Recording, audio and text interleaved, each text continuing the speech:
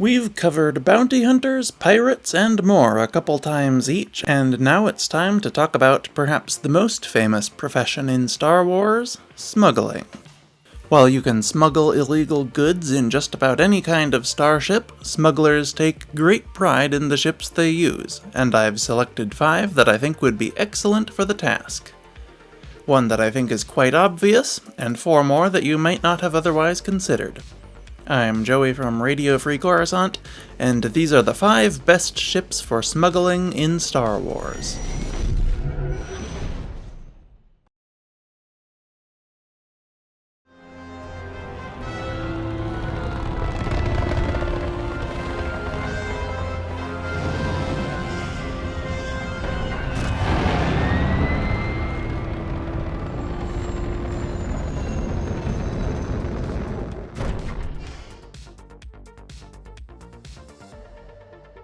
Utilipede. The first ship on the list is the Sienar-Chall Utilipede transport. This was a tiny cargo ship based on the design of the wildly successful Utilipede-class shuttle used by the Trade Federation and the Separatists in general. It was very small, only capable of carrying 3 standard cargo containers or something else equivalent in size, so you might be inclined to think the Utilipede would be a poor choice for a smuggler. But so would your local Imperial cargo inspector. If a customs officer is on the lookout for smugglers, he's going to go after the bigger and flashier ships and pay no mind to your little container hauler. But I wouldn't recommend you just put your contraband straight into the containers, though. You still need to carry legitimate cargo for plausible deniability, and that's all the storage space you get. Plus, it'll be the first place the authorities will look if they do decide to investigate you. Instead, you'll want to find a secure place to stash it in the rear compartment. I'm not sure what all is in there, but I'm guessing it has a maintenance room of some kind even if you wouldn't be able to access it in flight, and I'm certain you can make enough space to stash some spice. Of course, it wouldn't be a perfect choice. The Utilipede is almost uniquely unsuitable for combat with its incredibly thin spine area. I'm sure there's a very durable frame inside, but I wouldn't trust it with evasive maneuvers and taking hits. And it goes without saying that the small size that lets it fly under the radar will also dramatically restrict the kinds of jobs you can take. But with crime syndicates as big as Crimson Dawn, the Pikes, and even the Hutts using Utilipedes, you can be assured that it will make a fine smuggling vessel. You can't find a much bigger endorsement than that in the crime world. The Utilipede measured about 14.2 meters long by 5.5 meters wide and 9.2 tall.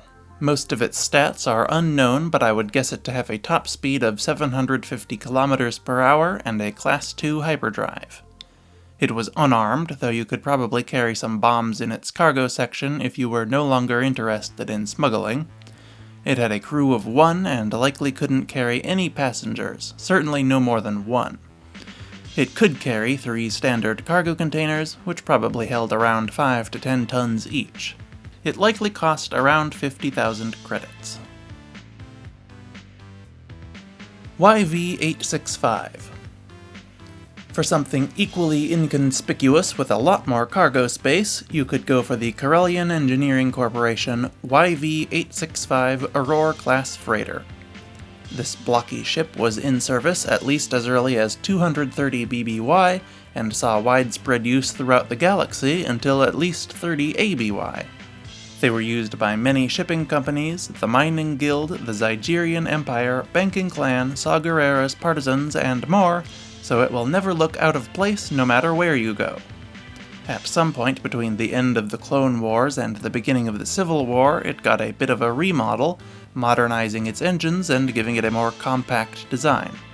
But we probably want to go for the older model, which can be purchased for cheap at virtually any used ship lot.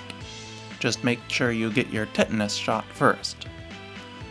The YV-865 measured 52.3 meters long by 42.3 wide and 16.4 tall. It had a maximum atmospheric speed of 900 kilometers per hour and a Class I hyperdrive, impressive for its age. It was armed with a twin medium laser cannon and a grappling turret for handling cargo. Its crew consisted of a pilot, optional co-pilot, engineer, comms and sensor operator, 2 loadmasters, and for some reason 4 gunners. I guess they must take turns. Many 865s were operated by just one pilot though, so this would be a great choice no matter how many people are in your operation. It could carry 15 passengers and 2 months of consumables. Its cargo capacity isn't listed anywhere that I could find. It could carry 100 prisoners, which would be around 6 tons, but a ship this size could undoubtedly carry more than that in cargo. Other sources estimate it to carry 500 tons, so that seems plausible to me. Brand new YV-865s would cost 240,000 credits, but I think it's safe to say you could find them a lot cheaper on the second-hand market if you don't mind refurbishing an antique. ZH-40 Tribune. I was tempted to use a yacht or shuttle for the number 3 ship on the list, but when I remembered the Starfeld Industries ZH-40 Tribune, I knew I had to use that instead. In addition to all the benefits of ordinary freighters, such as a large cargo bay and plenty of space inside to stash your stuff, the ZH-40 is equipped with 2 freight-handling arms to pick up and manipulate external cargo pods. This massively increases its cargo capacity, while also giving you an extremely easy way to pick up and drop off your cargo. You literally just pick it up or drop it. That makes it easier to load your smuggled items without attracting too much attention at a spaceport or cargo hub. The person sending it can just leave it outside for you to grab, and you can drop it off right at its recipient's door, or whatever secure drop location they prefer. On top of that, it is fast, heavily armed, and most importantly, just plain cool without being too flashy. I think we can all agree that style is the most critical element of a ship's design, and the ZH-40 has it in spades. The ZH-40 measured 35.7 meters long by 18.8 meters wide and 7.1 meters tall. It had a max speed of about 1,000 kilometers per hour and a Class 1 hyperdrive. It could carry 85 tons of cargo internally, plus up to 2 external cargo containers, as well as 6 passengers and likely 1 or 2 months of consumables. It had a crew of 4 and was armed with a heavy laser cannon, a twin laser cannon, and a quad laser cannon turret. Official sources also give it 4 more laser cannons, but like I've said when I've talked about the Tribune before, I'm pretty sure those are just supposed to be antennas. It probably cost about 150,000 credits new or 50,000 used. Perhaps not the cheapest vessel, but well worth the investment. GR-75. Everyone knows that light freighters make the best smuggling ships. I could have made this entire list be different kinds of YT series freighters if I felt like it. But there is only so much you can carry in a YT 1300 or 2400. If you need to sneak some rebel starfighters past an Imperial blockade or deliver spice to the entire Hutt Council at once, you're going to want something bigger. And for that role, I nominate the Gallifrey Yard's GR-75 Medium Transport. These fish-shaped freighters could be found at cargo hubs all across the galaxy, distributing all manner of goods to all manner of people. They are most famous for their use by the Rebel Alliance as freighters and fleet tenders, which could potentially invite unwanted Imperial scrutiny, but as long as yours isn't accompanied by an X-Wing escort squadron, they probably won't bother you too much. And the GR-75's unique method of cargo transport will make it very difficult for them to find the 200,000 bootleg DVDs of the theatrical cut of A New Hope that you're planning to distribute across Corellia to prove that Han shot first. While it had plenty of internal space that you could use for anything from cargo holds to passenger cabins, most of the ship was hollowed out for external cargo racks. Hundreds of containers were attached to rails and held in place with a magnetic field. A freight-handling arm at the front and back of the ship could load and unload containers onto the rails, and containers would be automatically moved along the rails into the correct position. This made loading and unloading extremely fast for the amount of cargo being moved. You could probably even unload deliveries at one end and load new pickups at the other for maximum efficiency. What this means for smugglers is that you can hide 1 or 2 containers of contraband amongst hundreds of containers of legitimate cargo, and unless you've done a bad job of smuggling and given the Empire a reason to want to search all of them one by one, they'll never know. When you get to your destination, the illicit freight can be off your ship in minutes and on its way to whoever ordered it. The load-unload process is easiest at ports that have dedicated GR-75 docks with special container racks, but the cargo arms can just as easily place containers on the ground, so if you put your illicit goods near the front or back arm, you could even just drop them off in mid-air over their destination on your way to a port and no one would even know.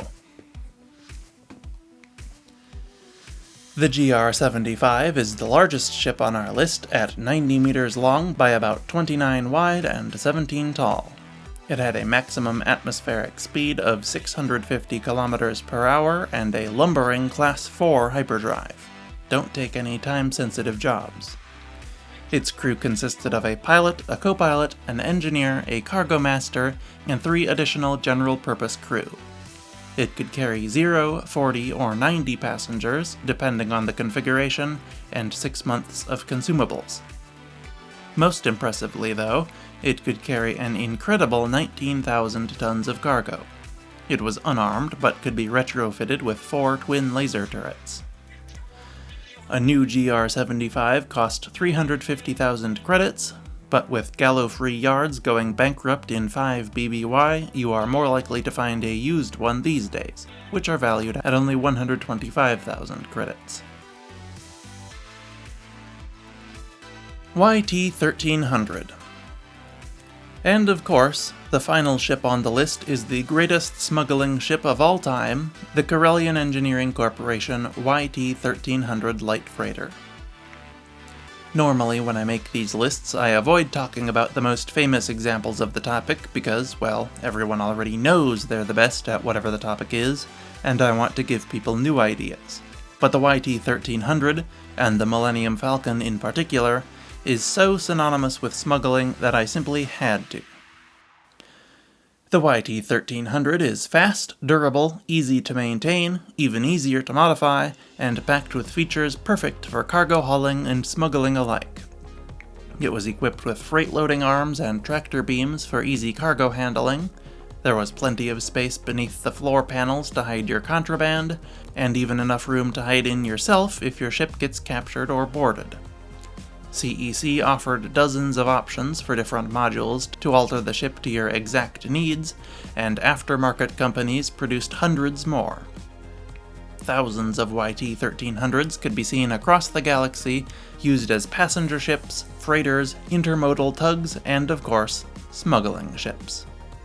Numerous planetary and galactic governments used them, and virtually every crime syndicate had a few contractors using YT-1300s in their employ. I don't think I need to convince you of its suitability for smuggling. The Millennium Falcon speaks for itself.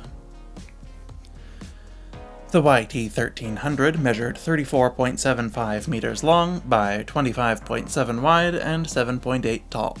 It had a top speed of 800 kilometers per hour and a Class 2 hyperdrive, but of course, most were modified to go faster. It required a crew of 2, but could be operated by just 1 if necessary.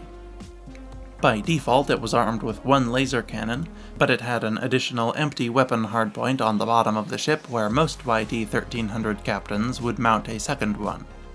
It was also common to see its armament increased to 2 quad laser cannons, and you could even fit a concussion missile launcher to the front between the cargo mandibles if you expect to do more fighting than freight loading. It could store 2 months of consumables, and its passenger and cargo capacities depended on the model. The YT-1300P carried 9 to 15 passengers and 25 tons of cargo. The YT-1300F and FP could carry only 6 passengers, but 100 metric tons of cargo. And of course, there were countless ways to increase its cargo capacity. From bolt-on cargo pods on the upper hull to a train of intermodal freight containers between the mandibles, there was an option for everyone. Regardless of which version you selected, the YT-1300 would cost 100,000 credits new or 25,000 used, an incredible bargain for such a high-quality ship. And those are 5 of the best ships for smugglers in Star Wars. Realistically, any ship would do as long as you know how to evade Imperial attention, but these 5 all have some unique features or characteristics that I think smugglers would like. Let me know in the comments which one you would choose, what you would have included instead, and what other topics you'd like to see next. And don't forget to like the video and subscribe as well. But anyway, thank you for watching, and I will see you next week. RFC, out.